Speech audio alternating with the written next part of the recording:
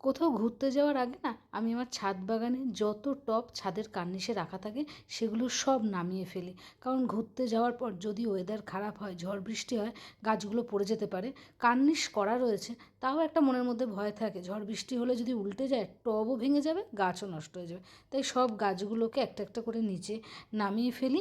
বড় টবগুলো নামাতে একটু কষ্ট হয়, কিন্তু ভোগেনভেলিয়া গাছটা রোদে দিতে হয়, তাই জন্যই রোদে রেখেছিলাম। আর নামাতে গিয়ে আজকে ফুল ছিঁড়ে গেল, এত বড় ফুল ছিঁড়ে গেছে, খুব খারাপ লাগছে। ফুলটাকে রেখে দিয়ে চলে গেছি হচ্ছিল জল দিতে। প্রত্যেকটা গাছে খুব ভালোভাবে জল দিয়ে দেবো, যাতে এরপরে দুদিন মাকে জল দিতে না হয়।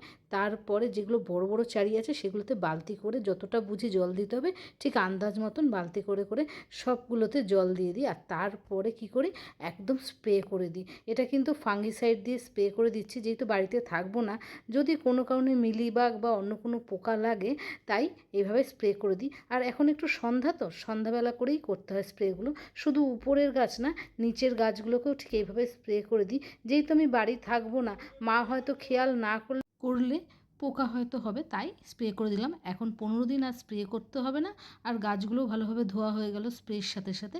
এইভাবেই জানো তো আমি গাছগুলোকে ঠিকঠাক করে রেখে দিয়ে যাই।